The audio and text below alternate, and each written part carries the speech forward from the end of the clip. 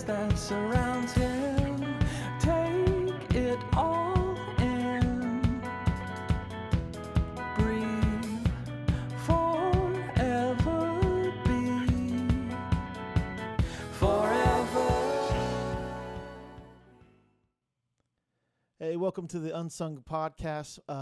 I'm your host, Blake Quimby. Glad you're with us today. Hey, before we get rolling too quickly into our conversation, go to these platforms, follow us, like us, do whatever you want to do. We're on every major platform. So and also YouTube. Go check out our YouTube channel and look at past episodes. But it's official. We are in season 2, and this is exciting.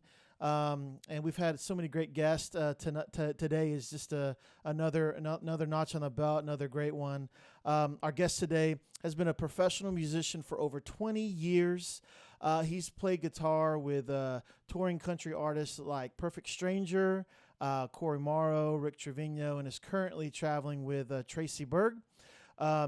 He's also been a guitar player at Fellowship of the Nations in North Shore for over 8 years, and we'll talk about that because we have a common relationship with that. He's recorded with over 100 different artists, both as a session player and a producer. And he also has a few solo albums out and working on a couple of new songs and stuff, so it's exciting. But most importantly, he loves the Lord with all his heart, and he is a father to 2 children. Please give it up out there in the digital world for Mr. Chad Ware. Hey, man. Thanks, Blake. Appreciate it. Yeah, welcome to UnSung. We're glad you're here. We're glad we made our schedules align and then have you here. The horses, as you can tell, horses are galloping in the back. I don't know if you can tell. Yeah, right there. And it's fitting. You're a country guy. You're a country player, right? Yep, sure am. Yeah. Did you get your start here in town? Or like where did you grow up around here? I don't really know much. Well, I moved. I was born in West Virginia, but we moved to Texas when I was 5. My dad went to Bible school to become a pastor, and then we moved to Dallas first, where he did that, and then like in '86 we moved to Dickinson, and I basically grew up in Dickinson, Texas, and I got my break and start, in the music business or whatever, you know what I mean? It all started here in Houston, or in the Houston area. Well, that's awesome. And so you come from, are you like the oldest kid, youngest, or middle? Where are you at?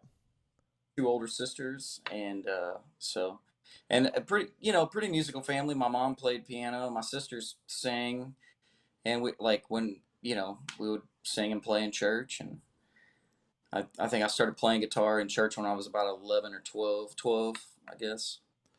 Isn't it amazing? You look at a lot of players these days, a lot of people, and a lot of people got their start playing, at their local church, Isn't that interesting? It is, yep. There's a lot of music in church, I was thinking about this the other day. You think of the church as a whole, and it's like, man, there's been so much talent, and so I think that's a great place to get started. A lot of people, it's fun. I just like yourself, I got started playing at church too, and all grew up. I call myself like a church rat, always just somewhere around there. And it's fun because you get to play with people that love and care about you. You get to kind of polish your skills and learn a lot about life and playing and stuff. So that's interesting. And so your parents they're in the ministry. They did the pastor stuff. So you're a PK kid, or yeah? Yep. Okay. Yep. And my mom, she kind of worked, for a while, and then my dad was the pastor, and then eventually she kind of joined, became, full time with my dad, and then we started out in a little church in Dickinson, and then I think around 99, they built 99 or 2000. He had built a bigger building and on the outskirts of Dickinson, between Dickinson and League City on 646, and he's been pastoring since, I guess, in same church basically, minus a building switch, since '86, and he's going to retire this year. So in a couple of months. Wow. And I started playing in church, learned to play guitar, and then kind of actually in church, I played more bass. We didn't really have like a full band. It was kind of small. Usually it was like a piano player and me and a drummer, you Wow. know. And so I had to kind of play bass a lot, and then but I was always a guitar player at heart, and that's kind of where I practiced and you know worked on that. Oh yeah, no, that's awesome. And you're also Here, a father, right? You have two kids. uh-huh, yep, I sure How do. what are the ages? My son is 20, and then my daughter is 10. So Wow. Awesome, man. yeah. Yeah. And my daughter just hit 11, and Oh, it's oh, like, actually, my daughter just. I'm sorry, she's 11. Sorry. oh, cool. Well, there we go. Man, hey, maybe they need to meet each other, hang out. It's like Yeah. they hit 11, and you're like, oh man, life is changing very fast. Oh, it is. Yeah, totally. I mean, because they go from that little kid to like almost a teenager and in between, and like a year ago she was calling me daddy, and now it's dad. you know. Exactly. And I've heard Yeah. places like people are like, yeah, then they call you bruh. And I'm like, no, I don't want bruh. Just call me dad. It's okay. Right. Like, Now my um, son, he's good about that. He still calls me dad, and we have a oh good. man. He lives with me, so we have a really good relationship. Oh, that's awesome, man. Yeah, and tell me about that, man. Tell me about your relationship with your kids. I know that's a very important thing in your life. Yeah. Well, yeah, I'm divorced, and but I have a very good relationship with. I see my daughter all Sure. the time when I'm not on the road. Her mom lets me see her. It's not a problem. And my son, he lives with me. He's been living with me for like 3 years since he was a senior. And yeah, but he's a good kid. I mean, he works full time and Wow. paid for his own truck. And I mean, he's not anything like I was when I was his age. I can tell you that. you That's know, awesome, man. Well, yeah. that speaks to the There's, parents that they have, right? you So you've given that good example. What is one thing that you just adore about being a dad? I mean, I don't know. I feel like the unconditional love from your kids. You know what I mean? Like, I Yeah. mean, they just, you know, it I don't know. It feels good to be kind of looked up to, and and it makes you. I mean, honestly, like having kids made me more responsible. It made me want to be. I mean, to be a better Christian and Right. a better parent. And I mean, it I don't know. I guess.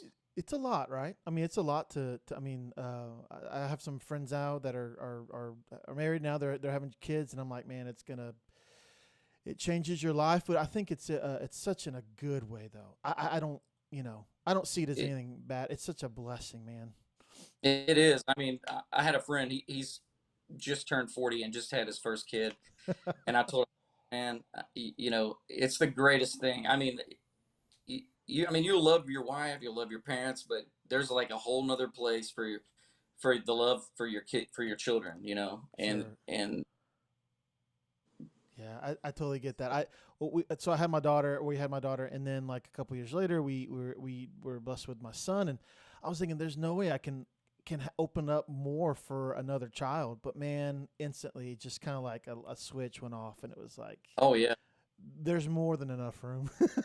oh I think God puts it inside us. I mean, we don't know, you know what I'm saying, what we're capable of or the love we're capable of, but Mm, I think that's how God wired us to be, as yes. parents. So, Yeah, I agree. I totally agree with you, man. And so your father, love your kiddos. And you kind of, I watch you. I follow you a little bit over the last few years.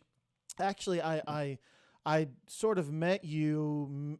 I don't know. It's been probably 8 to 10 years ago at a funeral you were playing at with Robert Ashley and man, there was a drummer there. His name escapes me. I'm pretty sure I follow him too. I just can't Paul, remember his. Paul. Yeah, Paul. Yeah, yeah. Paul Chris. Yeah. Paul Chris was there. It was I mean, killer band, great band. And anyways, I had known about you, had seen you a little bit, and Robert and Joe actually talked a lot about you. And I remember Robert saying, "Man, you gotta meet this guy named Chad. He's phenomenal." And so I got to hear you play, and I was like, "Oh wow, man, I want this guy in whatever band I." I love it. I love your Uh, your your feel. I love your skill that you have. Man, I think about you. I mean, I think it I've seen you play a lot of different styles just from being around watching you. But man, dude, you got that chicken picking down. I can't. I've tried my best. I just can't do that. I don't Yeah, know. Do you put like grease on your fingers? Like, what do you? I, I just when I began to learn to play lead guitar. I mean, I just that was all I wanted to do. I mean, you know what I mean? Like Yeah. the first time I saw somebody chicken pick, I mean, I grew up watching Hee Haw, but it was kind of, a little bit different, like older country. But I remember seeing Ricky Skaggs playing, and it was actually on like some Christian country thing they had on TBN. And I didn't know Right. who he was. And I just seen him playing the Telecaster. And I was like, I mean, I had never seen it. And it just started, I just went down the rabbit hole. I mean, I went out and bought some of his cassette tapes. This was like back in the early 90s. Sure. And I mean, that was all I could think about. I mean, I kind of did that first and sort of kind of learned other styles, backwards. Yeah. Yeah. Yeah. No, that's Yeah. awesome, man. Yeah, you definitely have a knack. You definitely Oh, have your own. In my opinion, and I think many people would agree. You definitely have your own style, right? Your yes. own flair. Like if you're playing something, I think people make, oh, that's Chad Ware playing, Yeah. which is really interesting. And I think it's something that you all, as a musician, you're always perfecting your skill, right? You're always, and even with you, I've seen what you do. It seems like you're practicing. Look like you're always just working on it. And um, how long have you been playing for? I mean, over 20 something, 25 years, 30. I Oh, mean, you're long time. years. So I started playing when I was, I mean, well, professionally or just playing.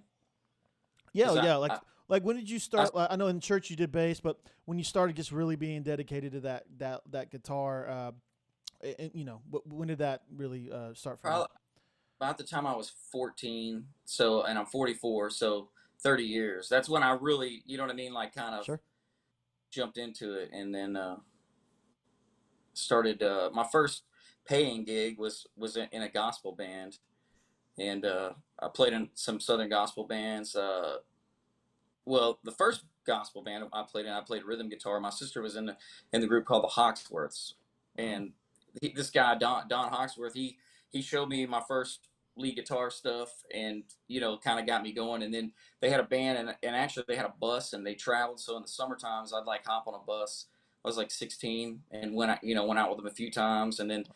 he would promote these big Southern gospel concerts, and I got to play. And then I joined another band with my sister that was a local band, called Higher Call, but it was a throw off. There was another group, the Tollers. They're from Santa Fe, and they had a gospel group, and they played all over the country. And I think the father is a pastor in Santa Fe now, and I played with them, and that was like my first pay, like when I got paid to play. We Sure. go play.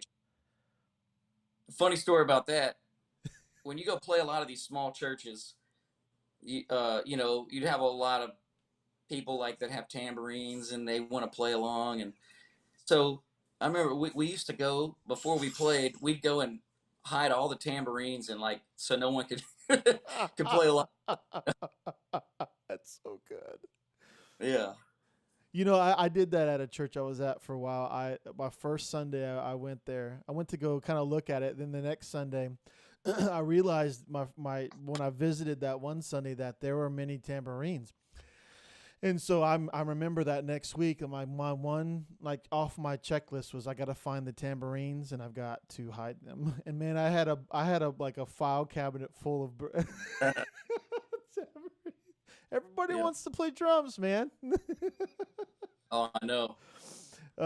So that's awesome. So you got started that, and then I guess through high school you just played on, or how did that kind of transition to after high school life into adulthood? Well, after that, I like after high school, I really wasn't plugged into any kind of local scene.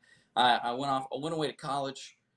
Uh, I went to Southwest Texas State for like a semester, and I actually ended up playing with a lady who was a Christian country artist. She passed away now, but I did that, and I still hadn't kind of cracked in the scene. And then I went to I came back, went to college in the mainland, and I started trying to play in the jazz band, which Oh, cool. didn't work out. I'm not a jazz guy. It's too many chords, you know. Yeah, yeah. But there was a guy who was the professor. His name was Sparky Corner, and I'm still friends with him to this day. And he's a great guy. And he kind of told me something. He's like, man, if you want to, play music, you got to go to like some jams. You got to go. So I would just go wherever there was a band. I would just go talk to a guitar player, or, if there was, I mean, anywhere, so I just kind of started talking to people. And then, um, I was just kind of working a job. And then somehow or another, this guy had heard about, I think at a jam, Hmm. and, he, got me to come out and play. And that kind of led to me meeting some people.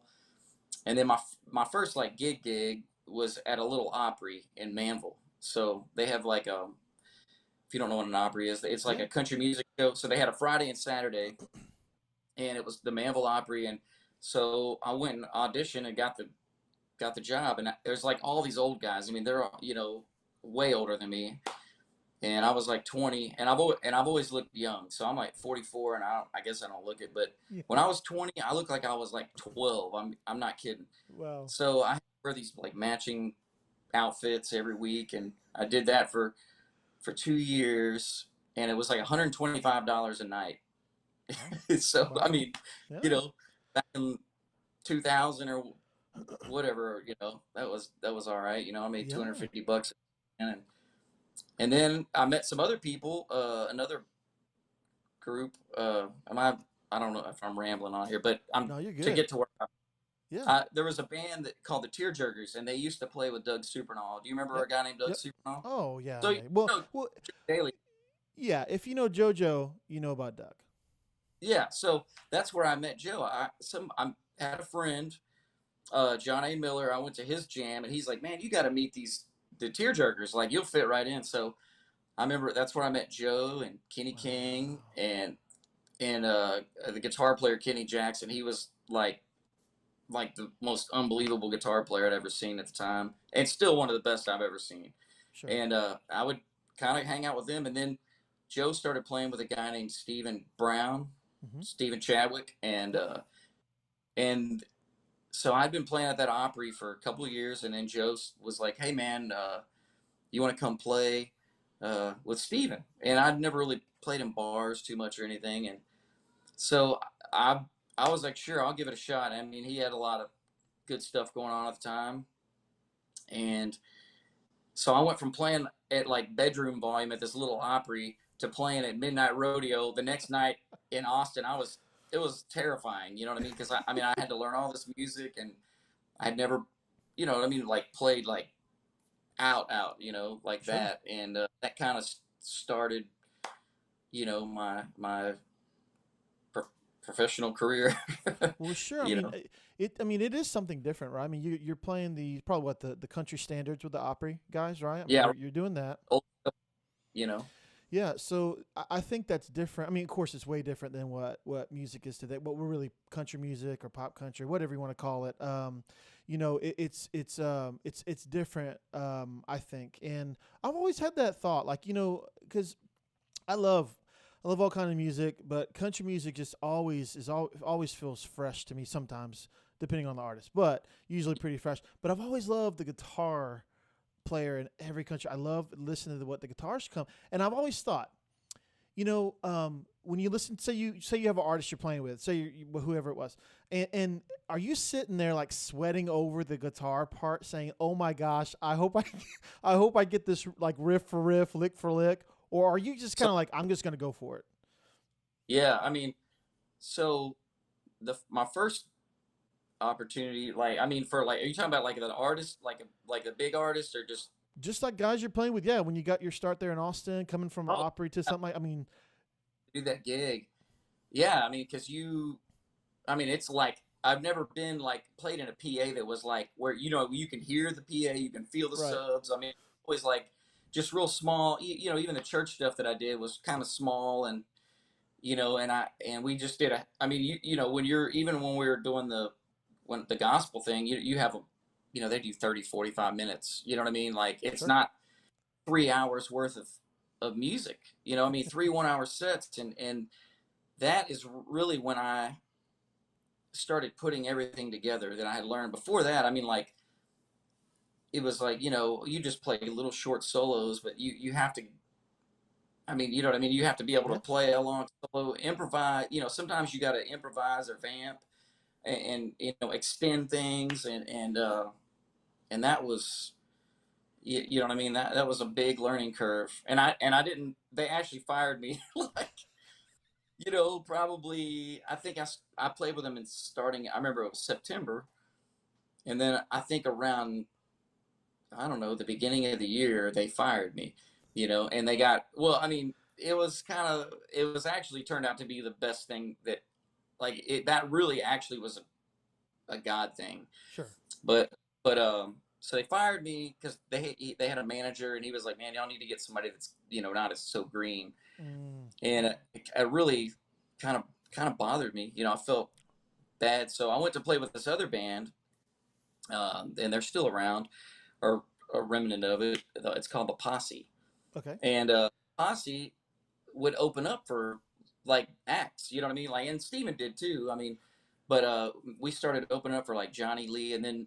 so we were going to open up for Perfect Stranger, and I actually went to see them at a concert like a few months before, and I was like, man, that's cool. So I got to our sound check, and I was like the first one there, and they were still sound checking, and I was kind of freaked out, like I didn't know if I was going to get yelled at, or you know what I mean, and they were like, oh, come on in, like so. And then we started sound checking, and then I saw the bass player and the drummer, and they were sitting there, and you could clearly tell they were talking, like they kind of were pointing and talking to, and I was kind of, I was so nervous. I mean, I was just like, I mean, I didn't know what to think. Sure. And then Yeah. uh, Shane, the bass player, he at the end of the night, he got my number, and he's like, hey man, or he gave me his number, and he's like, hey, call me sometime. And he's like, I'd like to talk to you. And I'm like, I mean, what do you do with that? I mean, I'm Yeah. You're like, like, me? Are you talking to me? yeah, I mean, I'd literally been playing in the scene for like less than a year, or maybe about a year, and or no, less than a year.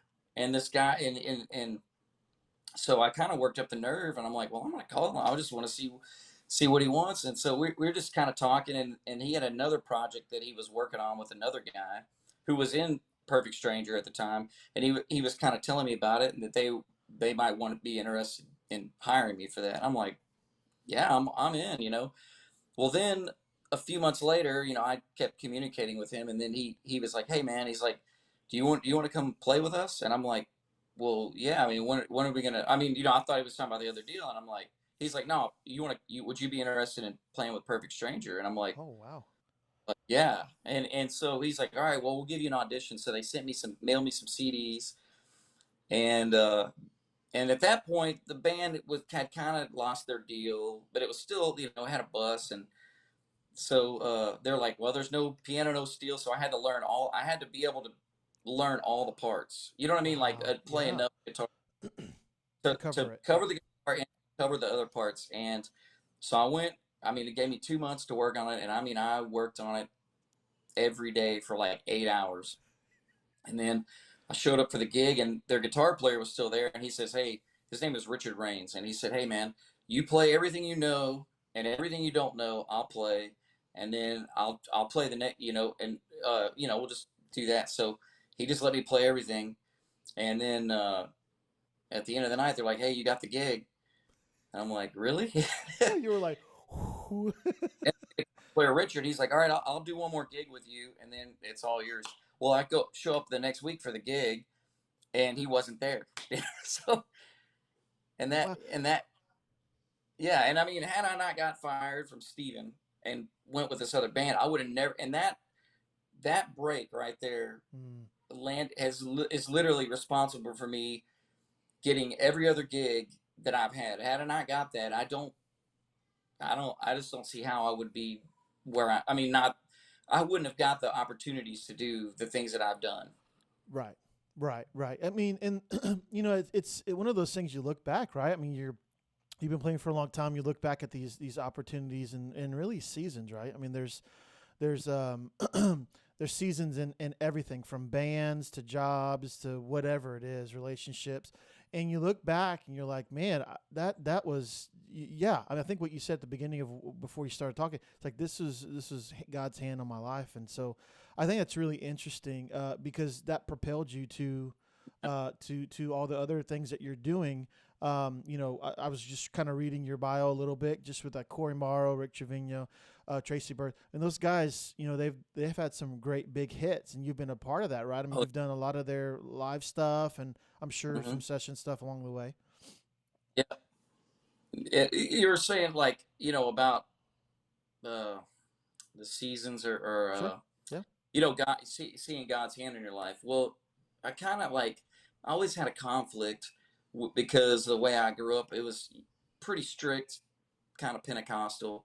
So Sure. I always felt like, am I doing the right thing? Am I, Mm, am I supposed to, um, am I supposed to be doing this? Like, should I? I mean, am I, secular music or whatever? But I mean, uh, like I mean, to continue with the story about the Perfect Stranger thing, I met sure. a guitar player, and I guess I didn't put that in the bio, but I met this guitar player, and when I was playing with him, and that led to my next gig. Which you ever heard of Janie Fricke? I have not. Uh-uh. Okay, yeah, she was like a really big country artist in the '70s and '80s. She had like I think 18 number one hits, Wow.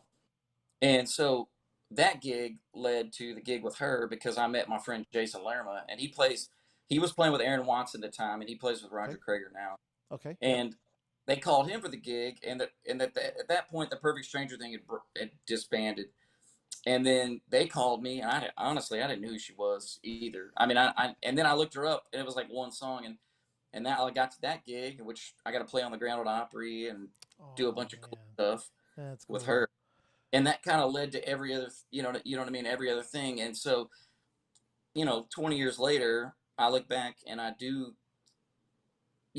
see like, wow, like God, had placed me in these, places. So Sure. Yeah. It's all of our adventures are different. Chad. yeah, Everybody has a different adventure, different season. I think that I grew up Assembly of God. Like I was in the yeah, Pentecostal. that's Like God. Yep. talk about guilt. I felt so much. Just You go to Camp trying to. Pearl, What would you say? did you go to Camp Pearl Wheat in Kerrville? Oh yeah. Yeah. Yeah. Yeah. Roll I have Ranger? some. Oh yeah, man. Royal Ranger. I could tie a knot. I could do some. My son and we actually go to a church here in Richmond and he's learning how to do some stuff. My daughter went through the missionettes and Yeah, yeah. I would tell you this, man. Going to the church I went to, and actually we're back at the church where I grew up. Man, the relationships that I've forged there with me and my family have been, when I think about church and think about it's all relationship. I mean, for me that's what kind of keeps me connected is that. Yeah. Yeah, I think I felt that too. Just like should I be playing these songs or whatever? Should I just write worship songs or can I write songs about how I feel? Like I Oh felt yeah. that. I mean, it is right. I mean, so I think that God's given us these emotions, and we have to live that balanced life. But we can write songs, man. Write them. I know you're a writer. You like to write, right? I mean, you've written many of your songs. Hmm. And even with that, like, I mean, you've played on a lot of great stuff. You've learned a lot of different, guitar parts for a lot of big songs. I mean, right now you're playing with Tracy Byrd. I mean, he's had so many hits, and I Oh yeah. saw. I mean, he's done really well. Even Rick Trevino, man. I remember jamming that back in the '90s. Like my brother's like, I got this Rick Trevino, and he was really excited. But even Trey, I was watching. I think something you posted not too long ago, and I was like, man, he's still drawing a lot of people Oh to his yeah. shows, Tracy. right? Yep. Yeah. Y'all just finished up something in Colorado, or y'all did some kind of date there, and I was like, man, that looked massive. Oh yeah. Yeah. It was, and I think there was about 30,000 people there, and then we did it. It was like with us and Blake Shelton and Laney Wilson. Oh, okay. Yeah. So Yeah. it's Very us, Laney cool. Wilson, and Blake Shelton. Yeah. Luckily, all the like the big artists that I've worked for, I mean, they've all been really cool. You know, Perfect Stranger, Janie Fricke, Cory was cool. I worked with him Mm, for a few months, and Rick Trevino, he was great. I actually was with him for, well, full 6.5 years wow. with him. But I actually got the gig in like '06 and played a few gigs with him. But then I was playing with another guy artist who had just got a deal, and they were like, man, don't go, don't don't leave. And uh and so I stayed with him, and I always kind of regretted like not staying with Mm-hmm. Rick, like. Sure. But then it came back around, and I got to play with him, and like get actually be his guitar player, Oh, yeah. and That's that awesome. was it was kind of a cool thing for me. Um, what do you think makes a great song in your opinion? Well, for me, it's just how good the guitar the guitar is. But I don't know. I think what really makes a great song is kind of subjective, but It is. just what about the song moves you? I mean, you know what I mean? Because there's so many things. Like, I mean, you could hear a song and lyrically it could totally touch you, or Mm, the melody might be just something that you just love, or it could be the music. I mean, you know what I'm saying? But I think all three of those. mm. I don't know if that answers your question or No, not, yeah, but no, that's great, man. I think you're you're right. It is subjective, but there are some things, I think just I've always heard someone say, "Don't bore us, get to the chorus," and I love that. It's really funny, but I oh, love, I think the chorus is huge, but I think you're right. Those are important elements to a song, and you've produced songs too. You've been a producer as well. What do you most love about the adventure of producing an artist? What is something you really love digging into? I, I think it is just starting with a demo that's just somebody will send you something on their iPhone, and you hear it, and you gotta kind of, they're counting on you to make it cool. You know what I mean? And I mean, Right. not saying the song's not good, but you're responsible for how the song is going to come out, and then starting the song. And then sometimes, I mean, there's been songs where I'm like, I have no idea, like I know sort of what I want to do, but I don't know. And all of a sudden, it just comes together and it becomes the coolest thing. And you're like, that I didn't know what to do with this song, and it turned out to be one of the best songs I've ever worked on or Wow. produced. And and then sometimes you'll hear a song like working on a song for my buddy Herschel Golden, and as soon as he sent the song to me, I was like, man, I already know like what this is going to be awesome. Like I know what we're going to do, and we're not finished with it, but Mm. it's almost done. And man, it's it so. Yeah, there's just so many different elements that as a producer you have to work with, right? Yeah, the whole just the rawness of getting the song, right? The lyrics, do they work? Do they flow? And then, right? I don't know if you agree with this, but getting the right players on the Exactly. actual project actually makes the song come alive, makes a project come alive. Having Oh that yeah. right team, right? And Yep. it could be a mashup of people, but the core team, especially like I really love just the heartbeat um, of a song. Really, just the rhythm section for me does it. Oh yeah. You know. Yeah. I mean, you're totally right, because like about having the right team, and one player might not be right for this song, but it might be right for another song. And getting it, and also getting the idea across to all the other musicians. You know what I mean? Mm-hmm. Because Yes. you have to be able to, hey, this is what I want. This is my vision. And also the artist, the person you're working with. If it's really ultimately you want their vision, you want to see it, and you want them to see what you have in mind too, and Mm. then get everybody on the same page. Yeah, and that's another thing. You get a chance to work with these songs, and do you hope for hits, or do you just kind of like, I just want to make a great song. I just want to make this song, or because some people come in, they're like, I want to have one song, got to make this a great song, I got to pitch it to people, whatever it is. But how do you view it when you get going on a project? Well, I don't. I mean, we live in Houston, so if you want to play on hits, you really got to be in Nashville or Sure. LA but I will say this: it doesn't matter if I think the song is good or not. Like, I know if I'm playing on it or producing it or whatever, that I'm gonna try to play it like it was a hit. You know what I'm saying? Like, Yes. because my thumbprint's on it forever and ever. So, and I mean, there's stuff that I've grown there's stuff that I played on that I go back and I listen to it. I'm like, oh, but like, more recently in the past few years, there's things that I played on that I'm actually like, hey, I've kind of found my little niche, and Well, that's so I mean, awesome. And you are kind of a pedal guy, right? I mean, you're like, you love the pedals and get amps and all oh yeah, that. I mean, so what are you? We'll do two things. So what are you currently traveling with when you tour? What's your setup at the moment? my my my setup on tour is I have a Bad Cat. It's a what's it called? The Classic 20 or something like that. Yeah, Classic Cat.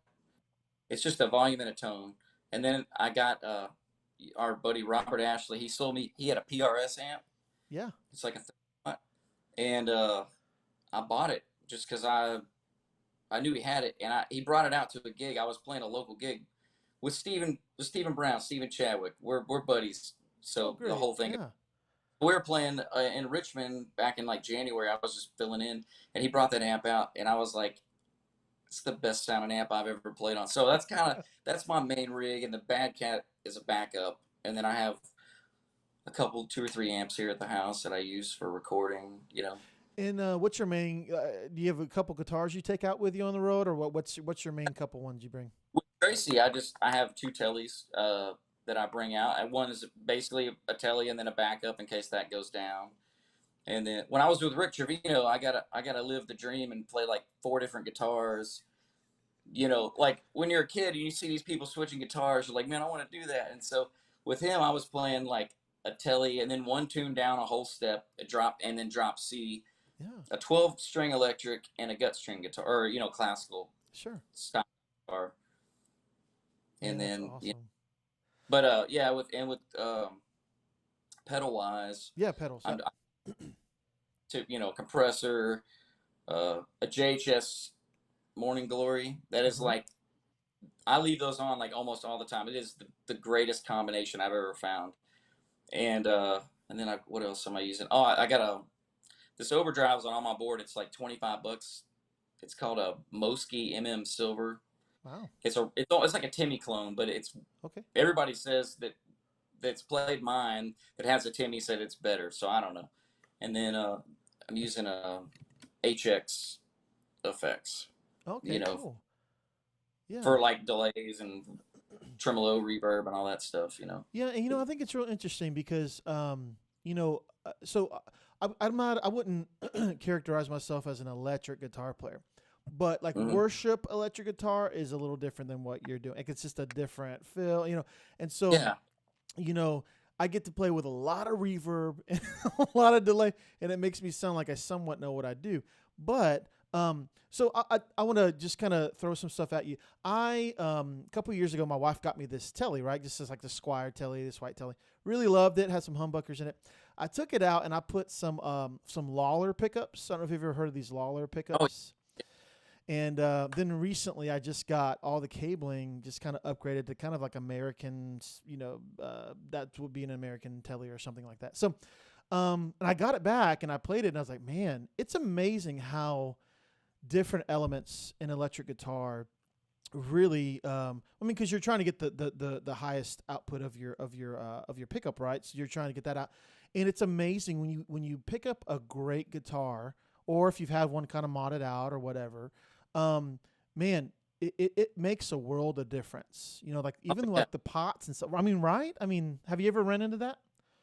Yeah, I actually kind of build my own guitars, like Oh, that's parts. right. Yeah. And so yeah, I mean, finding the right pots for the right pickups, you know what I mean? I mean that can make a lot of difference, you know, like in pickups. But when I have most of my tellies, I have the cheapest pickups in the world, That's and awesome. they sound so good. And when I tell people, they're like, "Man, what pickups are those?" They look like Joe Bardens. You know what the Joe Bardens are? Uh-huh. Yep, yep, yep. So here, you want to see it? I mean, Yeah, bring it up, man. Let's do it. Yeah, get it out. That'll be fun. Love that. so I have a few tellies, but this is a parts caster, right? But these Wow. pickups right are $18 a piece. Wow. and Those are beautiful. on and they work kind of depends on the guitar, but I like 500K pots. Okay, so yeah, so on these pickups, I like 500K pots, and because they're a little darker, but it kind of makes them brighter. But the thing I like about these pickups is that if I'm playing country or blues or church music, I mean they just love overdrive. You know what I mean? So and they're clean. But and then I have another telly uh that I use for recording that has like a Lindy Frail. If I want to, am I there? Oh yeah, you're still here. Uh-huh. Yep. I Okay. still got you. Yeah, you're good. So that has a Lindy Frail in the bridge and a Rio Grande Tallboy in the neck, Uh-huh. and that for recording. Like if you want the real, I mean, I can make these sound like a real deal telly, but there's just something a little bit crisper about that. So I'll use that one. And the other thing that I'm crazy about is I found these short scale necks from Warmouth. They call them Gibson scale conversions. Right. So it's 3/4 of an inch shorter than a Fender, and it is amazing. I mean, it literally is. It changed. I mean, it made it everything easier to play. Wow. Yeah, And so I don't know if yeah. I. No, you're that's great. I love getting into that because it's so important. we had a buddy of mine that was on one of the first seasons, and I was like, yeah, man, I'm just playing through a Helix. I don't really care. I just can't. I don't can't get into it. I just don't know enough about it. I said the Helix helps me kind of feel like I know exactly know kind of what I'm doing. I don't. So he was like, well, man, I don't really trust it. I want the pedals and the amps, and I was like, yeah, I totally get it. If I could do it and understand it all, because I think a lot about that. I think a lot about even from like bass to drummer to whatever. I mean, especially guitar. I mean, there's people that can pick it up and just play it and go, but there has to be something other than just the equipment, right? I mean, there has to be. Oh, Um, you know what I'm saying? What do you think about that? Is it technique? Is it feel? Like, because everyone has their own kind of like not style, but it almost sounds like it's like a sound. Like have you ever all in your hands? which one is it? You know what I mean? It's all in your hands. It's Oh, really your tone is now. I mean, the I really think the biggest part of people's tone is in their hands, because I've given people my rig and to sit in, and they sound like them, and then I'll play on their rig. I may not dig it or realize it, but I'm gonna sound like me. I mean, the way you attack the strings and the phrasing, and it's like it's like a thumbprint. wow, that's good. That's actually a really great way to explain that, a thumbprint. Um, yeah, I think that's really important because I know some guys that will listen to a record and they'll say, "Well, hey, this person played on this," and I can tell it's this person. I'll go look it up and say, "Wow, they're dead on." You can Yep. Oh, even from the kick, right? Just from a kick drum, you can pick up. oh yeah. I know who played that. Especially like because I'm so into the country world. Like Brad Paisley has this song called Cluster Pluck, and it's Hmm. got like all these different guitarists on there. So it came on my playlist the other day, and I was telling my daughter, I'm like, well, that's James Burton, that's Steve Wariner, that's Vince Gill, that's Red Volkart, that's John Jorgensen, that's Brent Mason, because I mean, they're all country players, but they all have a thumbprint. I mean, like Hmm. I can hear Vince Gill and tell you it's Vince Gill. And I mean, or like John Mayer. I mean, you Yeah, you could hear, or Eric Johnson. sure. David Grissom, Yep. Van Halen. You just kind of know when it's them. I mean, they just have their own thumbprint, I Man, guess. that's such a great way to explain it, man. Very very good. Um, hey, I know we have like just a few more minutes. I don't want to take up too much of your time, but are there Okay. any artists that out there and people that you are like that you'd love to either maybe record, produce, or even travel with? Is there any dreams that you've had that you still want to Oh, kind of get to? well, I'd like to play the Grand Ole Opry again someday. I mean, honestly, I mean, I've I've far exceeded my expectations. I mean, I think one of the coolest things that I ever did, but besides play the Opry, was when I got the gig to go play with offer to go play with Tracy Byrd last year. I was still playing with Rick, and I mean, I love Rick Trevino and I love his music. I was sick. I mean, like this is kind of yeah. I mean, I'm getting to the point here, No, but you're fine. I had to text him. I couldn't bring myself to tell him, and I'm sure they thought that was pretty crummy. But I mean, I got sick because I was like, man, Mm, it's hard for me to quit because they were like, it's like a family kind of. right. But they were cool and they understood. I mean, like, it was a but anyway, so I was playing with Tracy, and then there and I was they still call me to play with them to fill in from time to time. But there was one day where I played with Tracy. Well, actually, I played with Tracy on Friday night. Drove to Houston, played a private party with Rick. Went back, played with Rick to open for Tracy, and then played with Tracy. And I thought, man, if you'd have told me that when I was a kid, like that I would, you know what I mean? Here, I would be getting to play with two, I mean, people that I genuinely listen to and like Yeah. really, I mean, there was guitar all over their stuff. So, I mean, I listened to both of those guys and to get to Mm, play with them, I mean, it's kind of hard to beat that, you know what I mean? And to still have a rapport. And Janie Fricke, like, she mm. calls me time to time to come fill in for her. And, so, I mean, I think the one thing that a couple things I'd like to be rich play music, Yeah, me too. you know. But and I think that I really kind of wish that I could figure out a way to really do my own thing, Mm. to take it to the next level. But that's pretty hard. I mean, that's why I keep taking these gigs. I start doing my own thing, and it's kind of starts getting somewhere, and then I'll get an offer, and I'm like, yeah, I better take that. I mean, and it's hard to turn down your heroes. I mean, Sure. like I said, Wow. everybody that I played with has kind of been my hero. I mean, the short time that I played with Cory Morrow, when I got the call to audition for him, that was really cool because his guitar player now is a guy named John Carroll, who's like my favorite guitar player and one of the best guitar players I've ever seen in my entire life. I remember going and watching John play with Cory, and he moved to Nashville, and he went through some guitar players, and then I got the opportunity to do it. That was cool.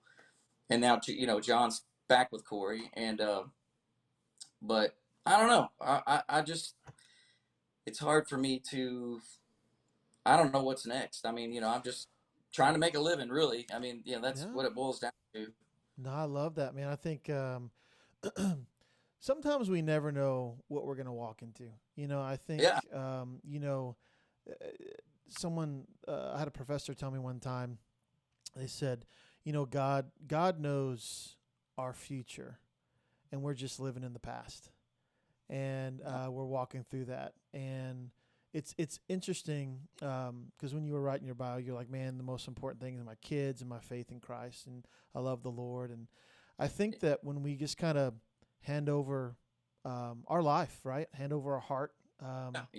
to the Lord, a lot of the time it's literally just like, well, it's an adventure. Like, I mean, with the next whatever it might be. I mean, you could go play with Taylor Swift. It could be a great adventure, right? I mean, Oh yeah. so whatever happens next, it's all in His hands, and it seems, man, that you're okay with that. I But think personally, I think it's a great place to be in, there's a mentally. lot of where I didn't know where I'm like struggling. I mean, this all didn't just happen, but you know what I mean. It was like periods of good times and a lot of wilderness.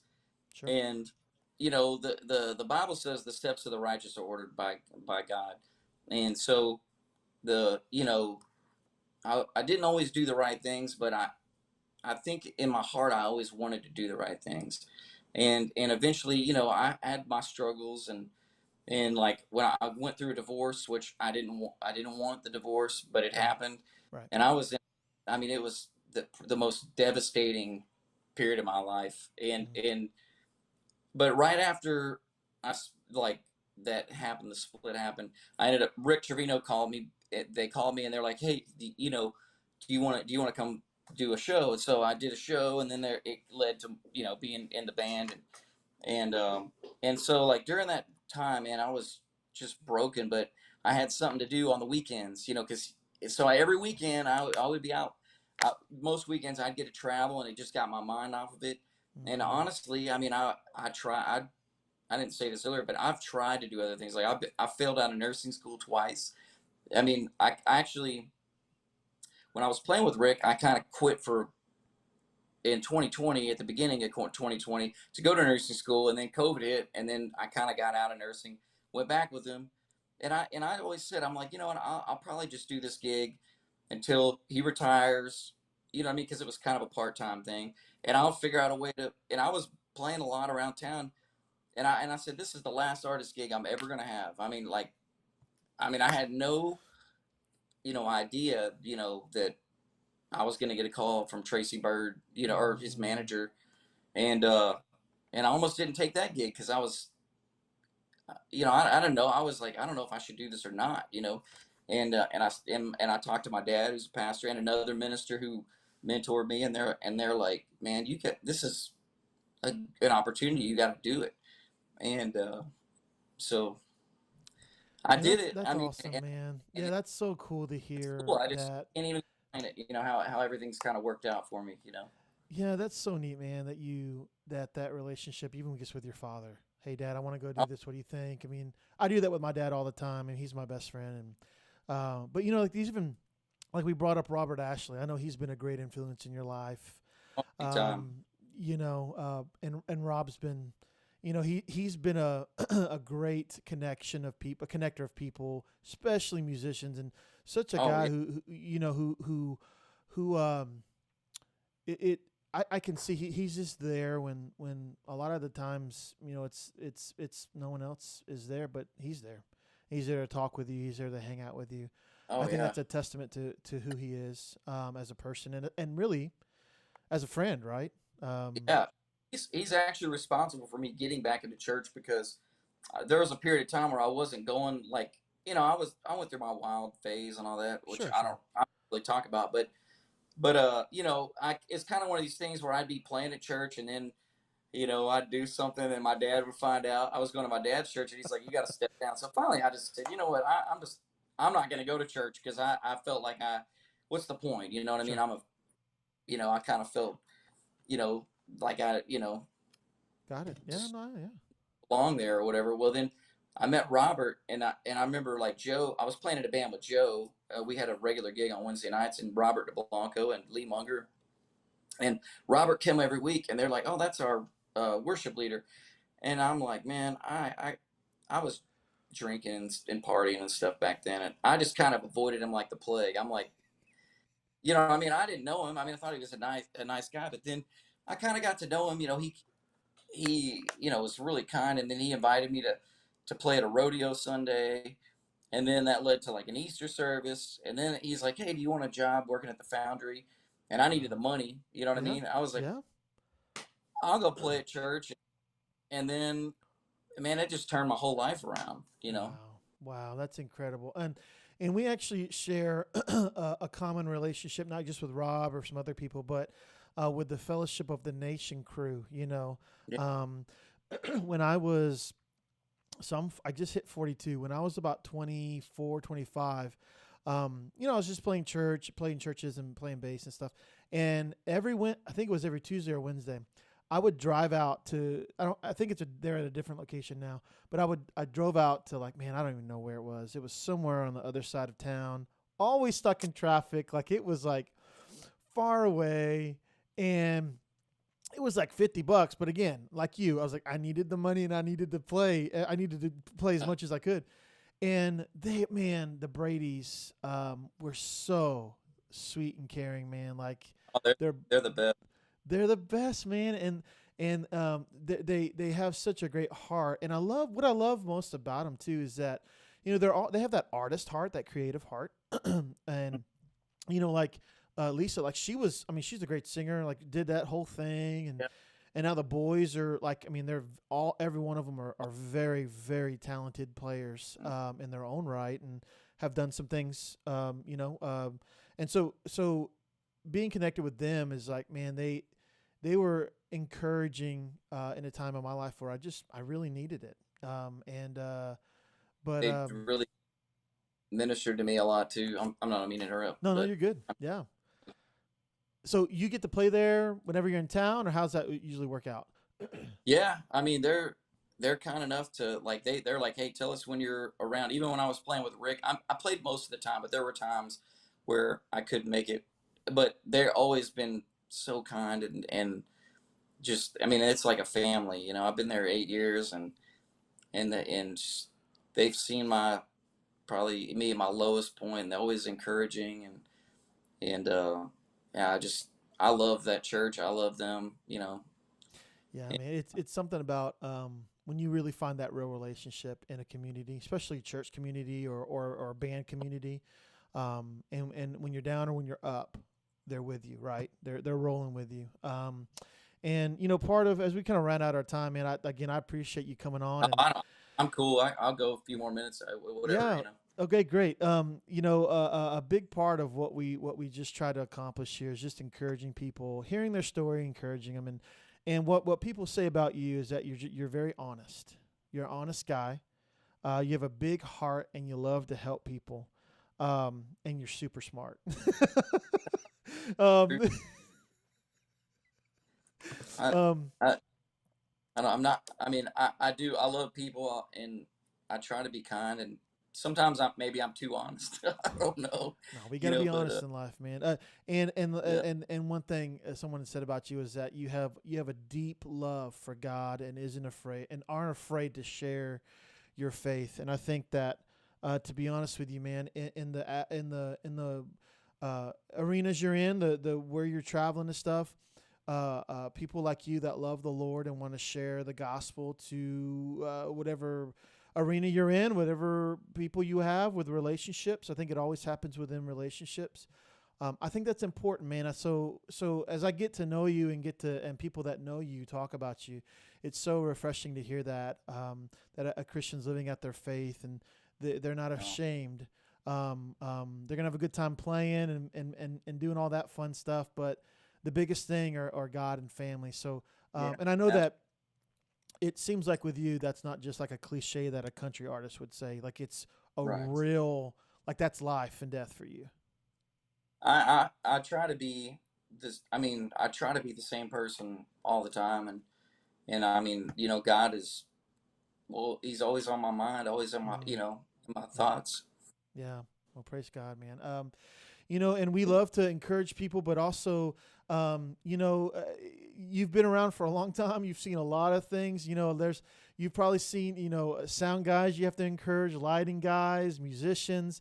We want to hear the backstory of these people's stories. And so when you think about people like that, even teachers, anybody you can think of that are just kind of like going through life, working hard, maybe not have the light on them, but they support people that are in that limelight in the community. Um, do you have any encouragement for them that you'd like to share? But I think just, you know, just be faithful where you are. And if you're, you know, if you're faithful where you are, God will move you to the next place. I mean, God has a plan for everybody, and it's everybody's plan is different. It's like your fingerprints. Everybody's fingerprints is different, but God gave you your fingerprint, and you may not. It may not always be what we think it's going to be or how it's going to be, but I think that if we just do our best and we really follow God, I mean, it's all gonna work out, you know.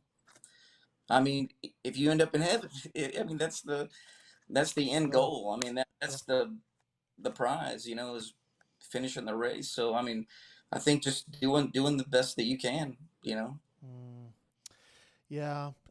So And you know what? Just that constant relationship, Chad. I think that's just relationship is so big. So man, I hope that you're encouraged tonight. I hope that the people listening are encouraged by your story, and even where you are now, just the enjoying the fruits of we all go through difficult times. We all have those really hard, dark times in our life. But when we get on the other side and we're thankful that, oh man, the Lord's brought us through, you are literally a living story of how that's happened in someone's life. And, I want to just encourage people to, if you want to connect with Chad, he's a local guy. You can check him out on Instagram. That's his handle there. You can request me on. Yeah. Request him and become his friend. He's also on Facebook. You can find him, same name, Chad Ware. He's around and he's doing some really great stuff. And man, it was an honor to talk with you. And I hope maybe we can get some other guys on soon, and we can just have a fun conversation about some guitars and songs and just talk it out one night. Maybe we get Rob on or somebody. Oh, I love that. I'm totally in, so. Well, man, Chad, thank you again. And hey, if you're listening tonight and you want to connect to Unsung, you can do that by these platforms right here. Again, we're available on all major platforms. Again, thanks, Chad, and we will see you again next time on Unsung. No longer dead to this place that's around him. We want to thank beautiful contributors for allowing us to use their music for the Unsung podcast. You can support them by going to any platform, anywhere you listen to music, and purchasing and listen to their music. They also might have some vinyl or CD still available. You can reach out to them, but support beautiful contributors.